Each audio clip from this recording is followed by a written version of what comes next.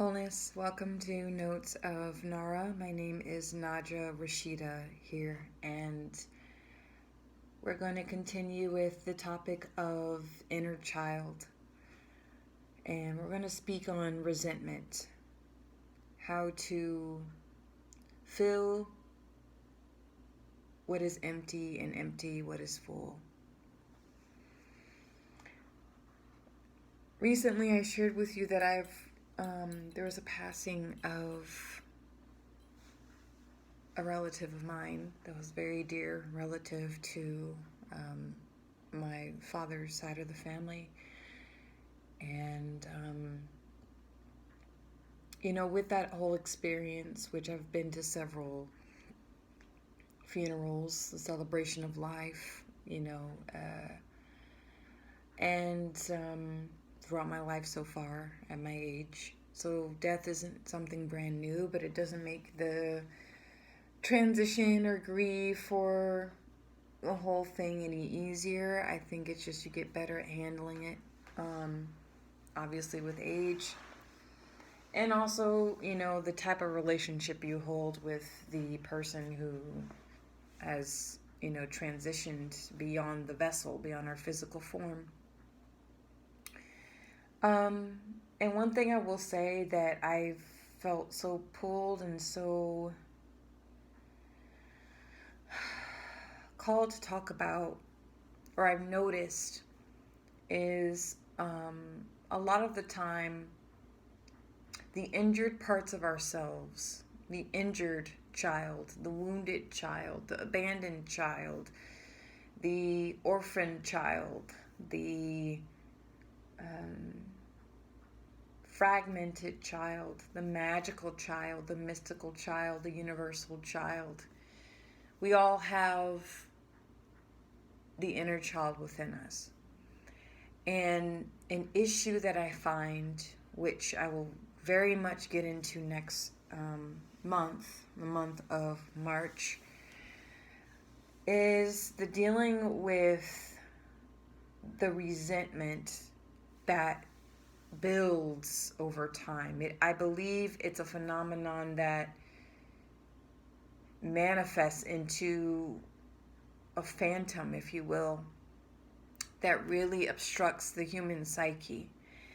It's anger, bitterness, shame, blame, guilt that has nowhere to go but to eat itself, to eat you, to eat me, to eat us from the inside out. What is resentment? Resentment to me is this phantom that has no home, no haunted house to haunt.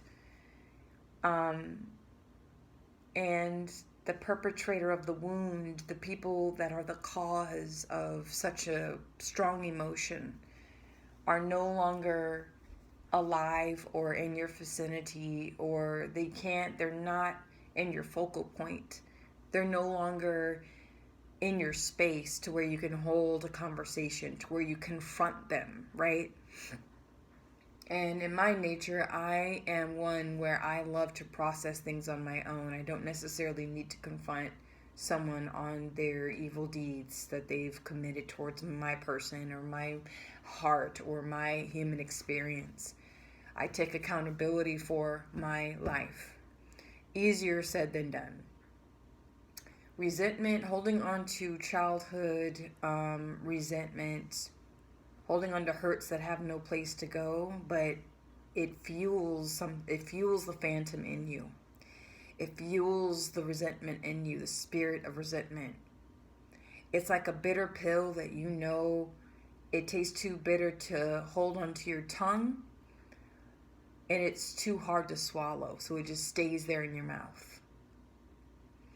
And it rots there. And anytime that event, that person, that memory comes up, and you speak about it, you express yourself about it, it permeates into the air, and you spread this toxin to anybody who can hear it.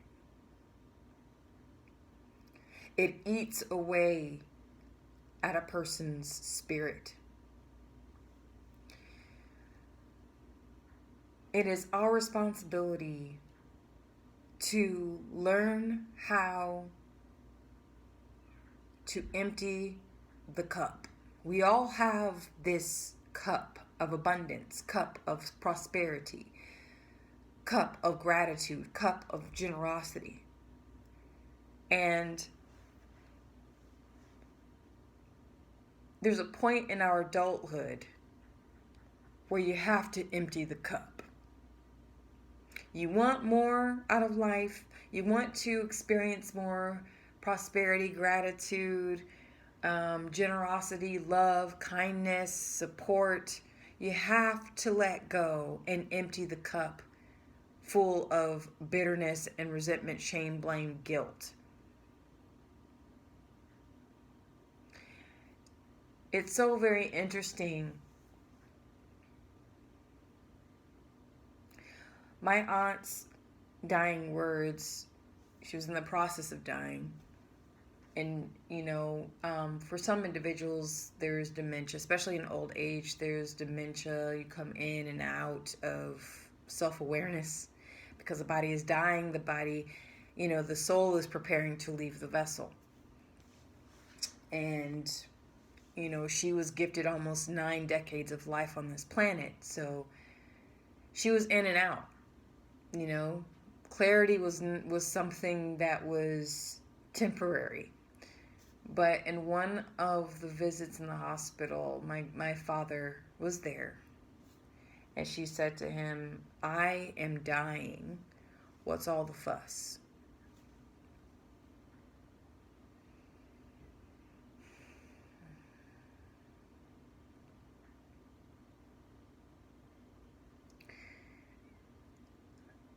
And it's a choice.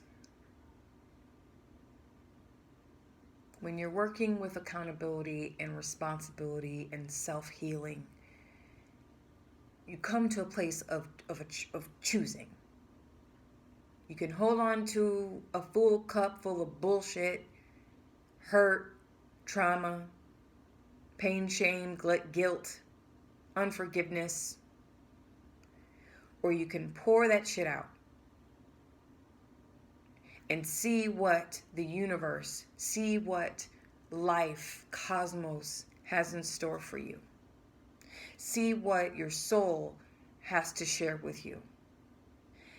And usually the only way for you to get clarity on what's coming your way is to release the full cup. Sometimes we have a completely empty cup, right? You have nothing to give. There's nothing there but cobwebs, right? And dust. And I like the metaphor of the cup, right? Sometimes many of us will take on too much trauma. You're not holding, or you're withholding, you're not letting anything go. Then there's some of us that will give and give and give and give and give and give and give and give and give and give and give and give, and you have nothing left. All the while, cosmos, the universe, spirit, wants to go through its natural rejuvenation with you. We are cyclical beings existing in a cyclical time frame, if you will. But it's cyclical. It's not linear. We're not in a box. When you expand beyond the vessel, time as we know it becomes very fluid.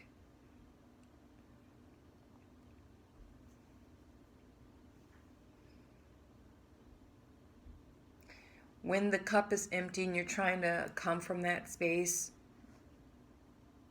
you see that you have nothing to give anyone, and also you're rejecting love from people, you're rejecting kindness, you're rejecting what the universe is trying to bring in to you, for you, and you slowly wither away to a shell of what you once were. Again, it's a choice to open your cup up so that you can receive. It's all about receiving, releasing, receiving, releasing, receiving, releasing, receiving, releasing. We must do this. It doesn't matter your religious beliefs, spiritual practice. It is something in the human condition that we must do to be a balanced human, to have a balanced human experience. Too many times have I seen many of my family members hold on to the past. I've actually made it my goal, my duty on a weekly basis to touch base with the distant relatives. There are some immediate family members I haven't spoken to for well over a year. My siblings, to be exact. To become estranged from the people that are part of your foundational experience as a human being, I can't tell you the type of sadness that brings. However, I can choose, right?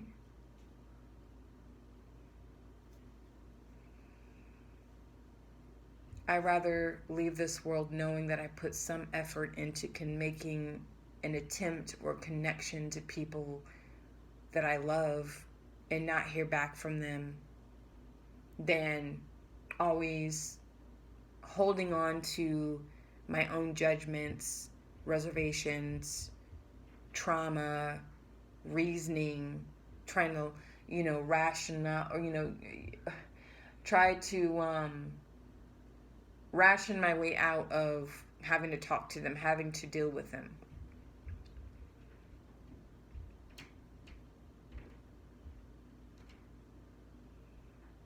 And I have to ask myself, in what areas am I not emptying my cup? And in what areas of my life is my cup completely full?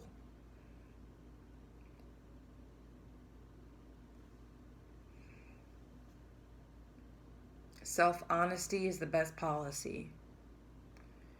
And, when it comes to soul work and working with the inner child is all about integrity, authenticity, openness.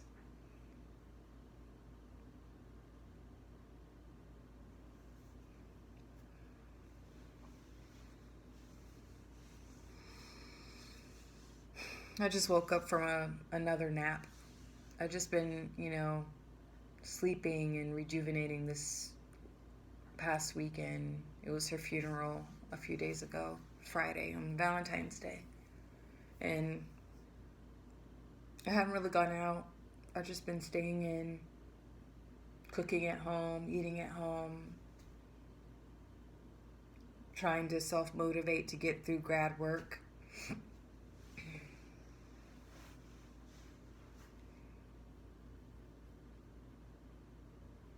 But I wanted to share that with you. Resentment, bitterness is a poison. It's also part of the illusion. And when an illusion has a strong hold on you, and you're aware of the stronghold, you have to make a choice. We can choose to be in certain states of being and have certain states of mind. We don't have to hold on to anger. We don't have to hold on to sadness. We don't have to hold on to rage. We don't have to hold on to hurt.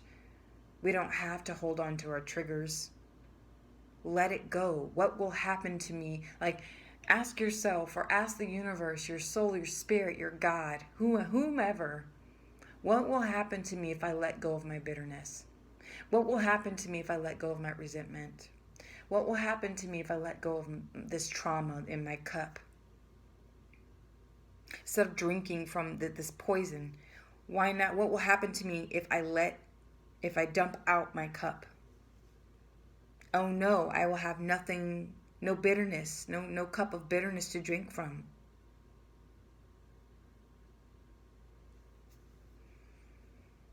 Many negative experiences will attach themselves to us in a parasitic, vampiric way because we choose to allow it. We choose to allow the trauma from our parents and from our early childhood experiences to suck us dry. And what feeds that parasite is the bitterness, is that emotion. We're stuck in the past. We're hitting replay. We're on a time loop over and over and over. You did this to me. You said this to me. So I'm not going to talk to you. I'm not going to involve you in my life. Everyone has that choice. Many people don't deserve second chances. But then you have to ask yourself, when you annex, someone out of your life, when you cut them off,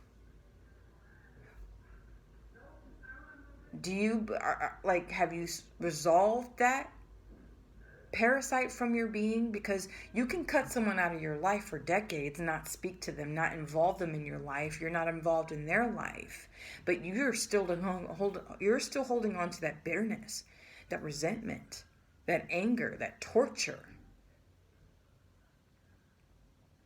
And that person can up and die, and even after their death, you're still drinking from that cup of bitterness, that bitter cup of resentment. There are some things that can't be so easily let go. Of course, molestation, rape, childhood abuse, financial abuse, physical abuse. There are some things you can't just, okay, I'll give it a year or two and I'll talk to that person again. No. Because part of their sacred contract, part of their lesson in life is that they need to face the consequences of their actions. But as an individual, as a sovereign, integrated being, you have to be able to purge yourself and cleanse yourself from parasites, from energies, from memories that have become phantoms. You are the haunted house. And the only way these phantoms of the past can exist is because you allow them entry into your home, your spirit, your vessel, your being, your consciousness.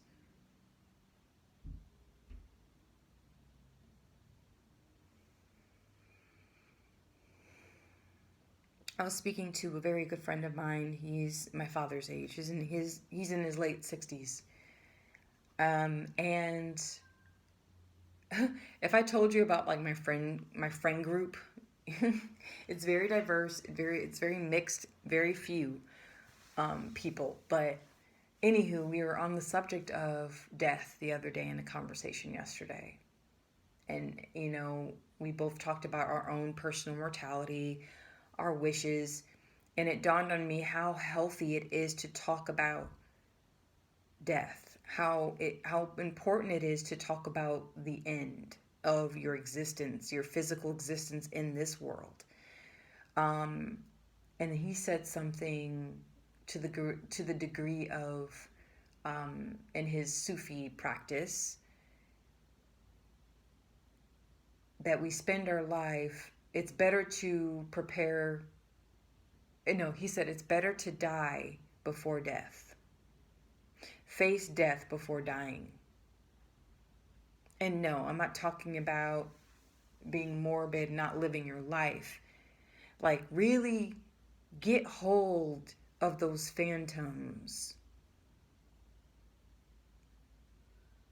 Often when we see a person talking to themselves and they're out of their mind, right? They seem like they're paranoid, schizophrenic, or bipolar. They have some severe neurological disorder or mental illness. They look crazy, right? They look insane. Truly, I believe on a spiritual level that it is a neurological issue, and schizophrenia has no cure. There's only treatment, right? But it's like they actively live out their fragmentation, their psychological fragmentation, their psyche, fragmented psyche. They live that out.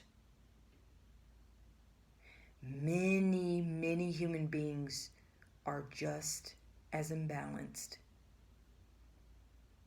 We're just as imbalanced as they are. And we're teetering back and forth between insanity and sanity. Insanity, sanity. On a tightrope. It's like this dangerous dance, being on a tightrope on a bicycle, and then you have 3 books on your head, and then you look like a Dr. Seuss character with like a fishbowl, and the fish is talking to you in the water in the fishbowl, and then there's another thing stacked on top of the fishbowl. It's crazy. We do this weird balance between losing our complete shit and then keeping it together. Some people cannot. They are just genetically predisposed to not be able to discern between, different realities and imagination. But we are so quick to label other people as crazy, but we can't. But we will relive moments over and over and over in our minds from the past, events that have happened to us,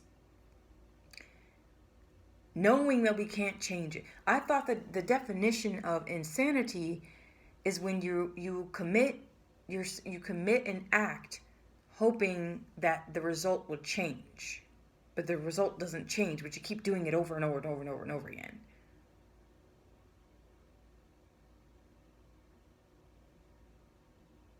Like you go to a door and you don't have a key to the door, but the door is locked from the inside. You can't get out. You keep messing with a locked doorknob, knowing that it's locked, knowing you don't have the key, and there isn't a way out. You see?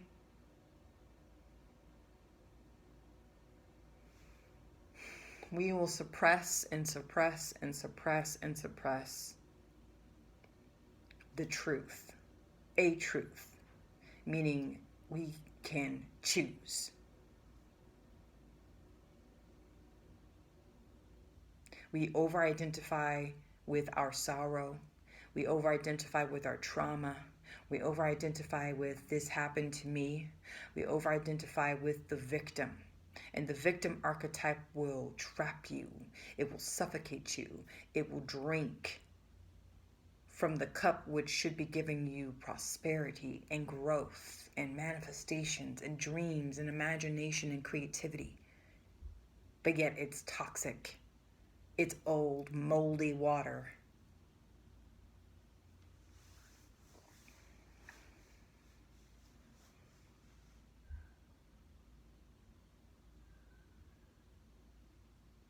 March to me is the first of the year.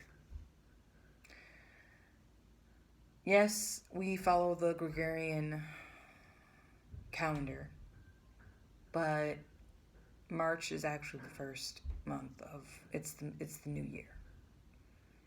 They don't want to tell you that. They have us on a completely different timeline.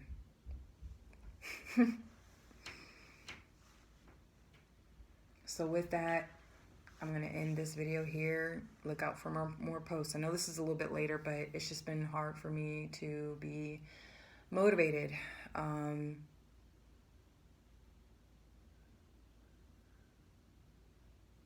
not gonna lie. I'm it's temporary though. January, February, March are my down months, to be honest. February is a down month, and March, there's it's the first month of the year, the real year. But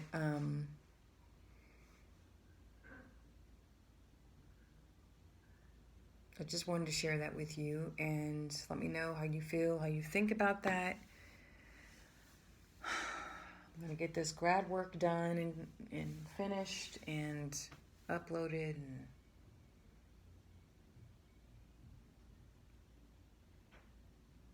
just get things done.